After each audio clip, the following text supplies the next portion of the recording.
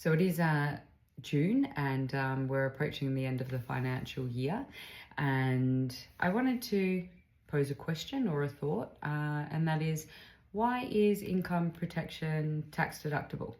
So as opposed to maybe life cover or TPD cover or trauma, when you pay for income protection personally, so we're not talking about in super, but when you pay for insurance via your cash flow, what makes income protection tax deductible as opposed to the others? The reason is the link to assessable income.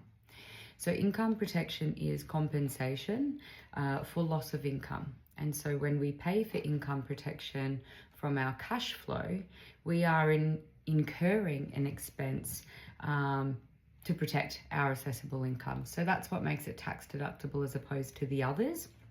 Now, a little catch there though is, and something to really be aware of and that I do think is missed, is income protection is also deemed assessable income.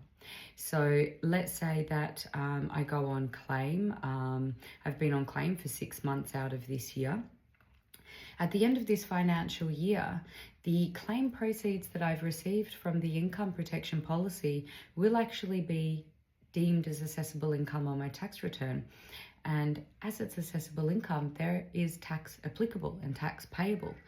So unless I have factored that in or maybe held a portion of my claim proceeds aside to meet that tax payment, I could get a bit of a nasty surprise. So the thought I wanted to leave you today with is, if you are an income protection claim, make sure you set aside some claim proceeds to meet that tax benefit, that tax payment that could become payable at the end of the financial year. So yes, income protection can be tax deductible when paid for from your cash flow, but remember, it is also deemed assessable income when you go on claim. So make sure you set aside an amount for the potential tax that will be due at the end of the year.